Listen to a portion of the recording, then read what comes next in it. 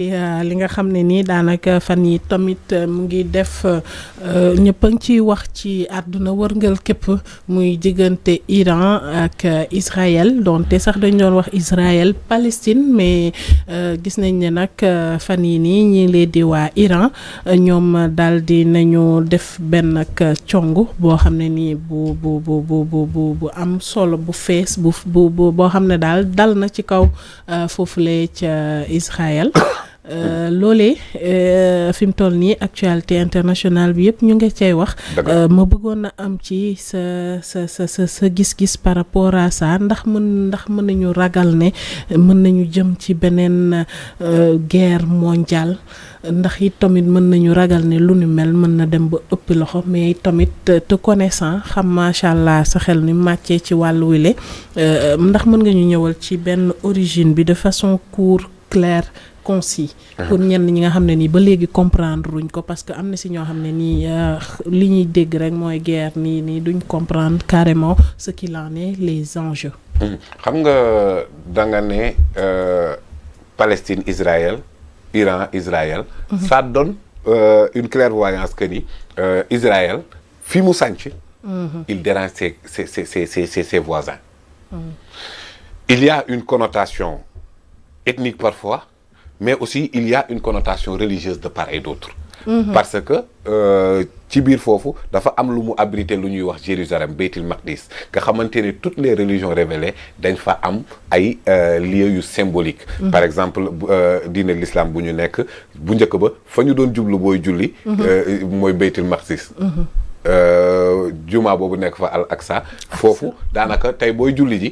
amoo sañ-sañu nga ne jumaa ngay julli nga dépassé benn mosquée pour dem ci beneen mosquée kenn amul droit boobu noonu ci ñaar rek moo am exception muy Médine ak muy Beytil Maqdis yooyu noonu mën nga génne mosquée yëpp dem ba foofu noonu parce que boo fa jullee benn julli dañ koy ful mais aussi l'autre religion comme les juifs ñooñu it dañoo am li leen di orienté sur le plan religieux foofu noonu parce que dañ ko considérer comme la terre promise.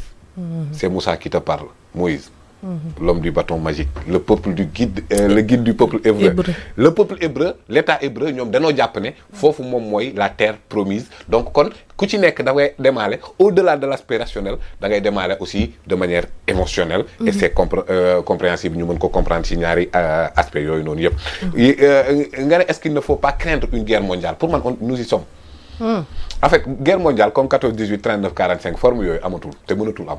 ah bon non mënatul am ce n'est plus possible du tout. Pourquoi? mais lii ñuy assister nii parce que guerre bi bu dépassé deux belligérants dugg ci yeneen aspect rek te ku nekk nag mën cee subir impact guerre Ukraine ak Russie sori nañ ñu torop bi nga foog na subiruñ ci dara. ankay blé bi. ah waaw blé bi fa lay jóge. voilà ce qui donne une connotation mondiale. à la guerre parce que tey jii nii loo mënti wax. di nga xam ne Benjamin Netanyahu li ko jaaxal mooy xamul mënul situer Trump or l'état hébreu li ko doon protéger c'était les États-Unis mais tey jii nii États-Unis xamoo ban pied lay danser parce que Donald Trump mën na wax lii xëy suba mu génn ci donc am na loo xamante ne tey jii foog naa ne ñu ngi ko doon waajal ci semaine bii nii États-Unis waroon na am benn conférence bu fa amoon je pense que le président Diomaye même devrait être là-bas ONU am na lu mu fa doon waajal ci ay toog waxtaan te yooyu noonu yëpp mi ngi doon jëm ci la reconnaissance de l'État palestinien donc kon que amoon na loolu mu doon am ci semaine bi rek Israël attaqué li ngay comprendre mooy c'est une guerre stratégique une diversion en fait rencontre yooyu la Benjamin Netanyahu doon bañ et xoolal cible yi nga xamante ne moom la jël dans ses attaques le programme nucléaire iranien. Parce que la muy comprendre mooy Iran depuis la révolution de 1979 avec l'ayatollah Khomeini seen ligne de conduite dafa leer bëgguñu Israël taxaw foofu et ils se disent à tort ou à raison que ni ñii bu ñu amee l'arme nucléaire moom mooy la disparition de l'État hébreu donc seen premier site yi ñu attaqué ay site nucléaire la. réyale aussi ay scientifiques yi nga xamante ne ñu ngi doon liggéey ci mbir mi mais man dama jàpp ne le programme. donc saa yu bëri nag jotuñu surface bi rek la ñem. mais bien mënuñ ko laal sax man dama jàpp ne le programme looloo leen jaaxal ak am na si yoo xam ne sax jotuñ ko mënaguñ ko découvrir. duñ ko laal duñ ko découvrir parce que pour man le programme nucléaire iranien dafa pare. si. maa ngi gis mais le professeur Arona Niang nee na am nañ ko bu yàgg te américains yi ñoo doon ko jox fee moom. si parce que boo sukkandikoo ci documentation de l'agence internationale de l'énergie atomique ñoom jot nañ ci wax ci li nga xam ne ni moo di capacité nucléaire u Iran bay wax sax ne ci xayma mën nañoo xam ne mu ngi tolloog ci li nga xam ne luñ mën a defar ci ay bombe atomique mën na toll ci ay 9 et quelques te boo seetee 4 lañ jot a sànni ci ay bombe te ay atomes enrichis. donc kon. yu mën a percer dôme de fer bi. surtout ça ñam nañ ko. waaw dôme de fer bi percer nañ ko. surtout ça c'est ça qui inquiète. pour dire à quel point le programme nucléaire iranien mais dafa sori mais quand même ak loo mënti wax l'Iran a été transparent. parce que déjà xam nga am na benn traité de non prolifération. boo xamante ne képp ku nekk ci programme nucléaire da nga koy kii mais Iran dafa signé traité de non prolifération boobu noonu. bi nga xamante ne dina permettre les organisations de droits de l'homme yenn structures yi comme bi nga cité léegi l'agence internationale de l'énergie atomique. ñooñu ñëpp dañuy mën a di def ay saytu ci moom le programme nucléaire moom mi nga xamante ne signé na le traité de non prolifération mais Israël signé wu ko. Israël am na la bombe atomique. am na l'arme nucléaire. waaw lan moo tax Israël moom war koo am et ça n'inquiète personne ñu ne Iran nag moom waru koo am fan lay tegu loolu. Amérique am na. Inde am na. Pakistan am na ñeneen ak ñeneen am nañ pourquoi Iran warul am te Iran moom ci boppam signé nañ la convention de Vienne en 2015. Donald Trump commencé di ko kii di ko décrier. bon je savais que ni bu ñëwaatee au pouvoir effectivement dina def mais bul fàtte ne Donald Trump moom moo jëlee ambassade États-Unis Tel Aviv. yóbbu ko Jérusalem. donc sa démarche est claire donte fii mu toll nii moom ñemewul parce que bi mu yegsee rek déclenché na une guerre économique ak Chine dafa dellu ginnaaw. donc Iran aussi amatul allié ci sous-région bi. bu mu nekk loolu c'est depuis ay 70. lañ nemmeeku ne Iran ak ci la nekk sous embargo économique. donc c'est un peuple la bu résilient yàgg nañ leen di leen. parce que Iran dafa amoon benn régime le Shah d'Iran était un allié inconditionnel des États-Unis. En 1979 une grande révolution islamique am fa dirigée par l'ayatollah Khomeini. booba ñu teg un état islamique mais état islamique boo xamante ne aussi dafa nekk d'une autre idéologie bu bokkul ak l'Arabie saoudite c'est le chiisme. et ces chiites là nga xamante ne nag taxaw nañ tey jii nii pour jàmmarloo ak Israël parce que xam nañ ne voisin bu gênant la. mais amatul allié ci sous-région bi parce que déjà Arabie saoudite ñoom Iran moo leen gën a déranger comme Israël. parce que ñoom jàpp nañ ne Iran ñooñu si seen wujju direct quoi chiisme sunnisme moo tax maa ngi gis benn vidéo ndeysaan ahlu sunna bii di Kébé mu naan woy ñii ak Israël wutewuñ dara pourquoi parce que ñoom ay sunnite lañ ñee ay chiite est-ce que du loolu nag mooy foofu tamit Pape Moussa nga may ma foofu il faut ñu est-ce que du foofu tamit du danger mooy fi ñu ko bëgg a yóbbu question de xeet de religion est-ce que duñ ko war a xoolee ci côté humanisme côté génocide parce que mooy day poser le débat sur l'arabisation de l'islam. mais loolu c'est une catastrophe qui n'existe pas l'islam nekkul religion wu arabe loolu waxu dara de mbir mi du ay xeexum arabe kese. alors donc tey jii nii Iran bu ñëwee am taxawaay ci défendre l'intérêt du peuple palestinien te ku nekk xam na ne Israël est un état boo xamante ne génocide lay def Gaza. léegi lan moo tax Iran a perdu tous ses alliés foofu noonu première chose moom mooy Arabie saoudite moom Iran daf ko déranger parce que ay chiites lañ donc kooku du allié wam boo xoolee ñi doon gën a défendre l'intérêt du peuple palestinien mooy la puissance militaire à côté Égypte. Égypte ku nekk xam na ko ci défendre boo xoolee le président Anwar al-Sadat ak ñeneen am na ñoo xam ne dañ leen assassiné sax parce que dem nañ signer ay traité avec l'État d'Israël. donc ñooñu noonu dañoo dem ba nekk au pouvoir ñu ne nag léegi avec le printemps arabe. ñu dem élection libre et démocratique les frères musulmans ont gagné avec Mohamed Morsi. Ikhwan al-Muslimin. ñooñu ba ñu gagné àdduna bi yëpp bëgguñu l'islam diriger fenn l'islam politique dérange.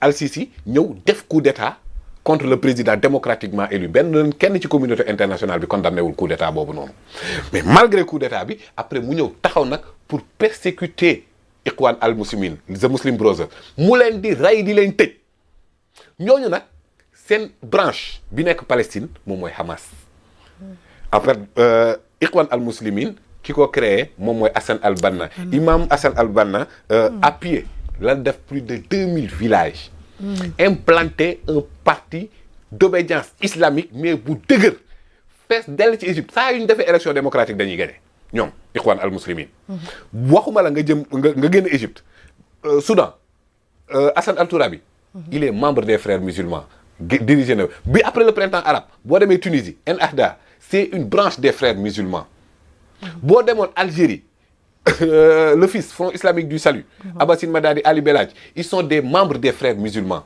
boo demee Palestine nag la branche des frères musulmans bi nekk Palestine c'est le Hamas donc kon le nouveau régime égyptien Hamas ennemi am lay doon kon donc Israël ami moom lay doon l'ennemi de ton ennemi est mon ami donc Égypte est plus ami à Israël qu'au Hamas Hamas ñoom ñëpp ñu boole def ko organisation terroriste tout le monde sait que Hamas moom mooy taxaw dëgg-dëgg par rapport ak li nga xamante ne mooy défendre les intérêts du peuple palestinien donc le croissant chiite allant de l'Iran ba Liban parce que bul fàtte ne balaa ñoo attaqué Iran danoo njëkk a jéem a neutraliser les Hezbollah réale Hassan comment il s'appelle encore mooy seen dirigeant boobu noonu alors donc bi ñu reyee dirigeant wu Hezbollah bi war a ñëw taxaw nag jàkkaarloo ak benn puissance boo xamante ne xam nañ ne kii puissance nucléaire la presque parce que seen programme nucléaire bi ay mois moom moo ci des Donald Trump xamul fu muy taxaw donc Israël continue cette persécution là te jàpp naa ne la communauté internationale la ñu war a wax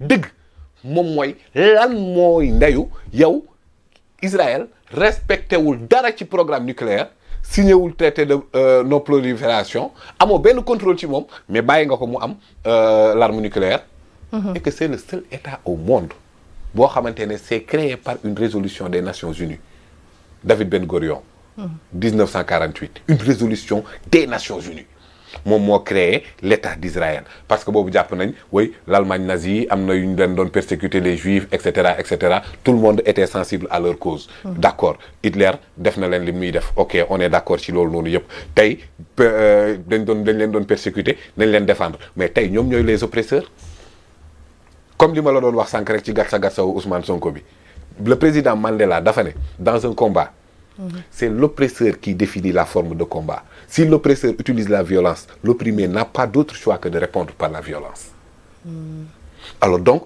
tey ji ñi nga xamante ne ñoom ñoo fa nekk mënuñu répondre par la violence maintenant nag la stratégie militaire d'Israël à la guerre des 6 jours comme Yom Kippour dafa am benn général parce que ils sont très stratèges en matière de guerre les Russes et ils sont très bien renseignés Mossad du ay caaxaan alors le général Aïn Barlev mi dirigé woon la guerre des 6 jours contre toute attente il gagne la guerre face à une puissante armée arabe Arabie Saoudite Égypte ñëpp taxaw benn petit Israël gagné guerre bi quand il est venu à Tel Aviv journaliste yëpp wër ko ne ko mon général comment vous avez fait quelle a été votre stratégie quel a été votre plan pour sortir pour faire une victoire aussi éclatante le général Aïm Barlev lui répond ceci ouvre les guillemets j'arrive sur le front sans plan j'arrive sur le front sans aucune stratégie mais la moindre défaillance de l'ennemi devient ma planche de salut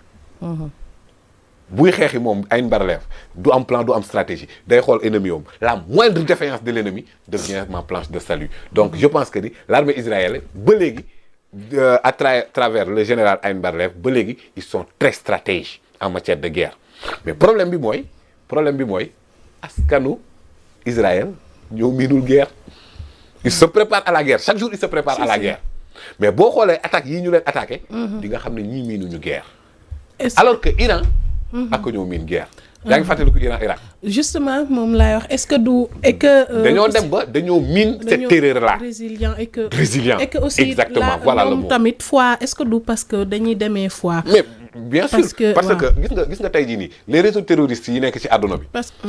boo xoolee li ko créé Al-Qaïda bi ci gën a def ay exploits avec les attentats du 11 septembre. bu njëkk ba on les appelait pas comme des termes péjoratifs ay terroristes non à l'époque on les appelait pas comme ça ay moudjahidines des combattants de la religion. ñoom Russie dafa envahiroon Afghanistan. L'armée rouge envahir Afghanistan jullit yi mënuñu considérer comment une armée athée occupe un pays musulman. bu boobu jullit yi ci àdduna bi yëpp ñu def benn fatwa le benn professeur de théologie bu nekkoon Jidda ñu koy wax Abdullah Azam. Abdullah Azam moom moo defoon benn fatwa mu woo jullit yëpp ne leen ñëw leen ñu dem xeexi ji Afghanistan pour libérer le pays musulman de l'occupation de l'armée russe de l'armée rouge ñëpp ñëw wuy ci xeex boobu noonu on les appelait à l'époque des moudjahidines kenn doonul woon wax terroriste. alors boobu noonu ci biir ñu wuyu woote boobu noonu y avait un jeune saoudien boo xamante ne amul doole.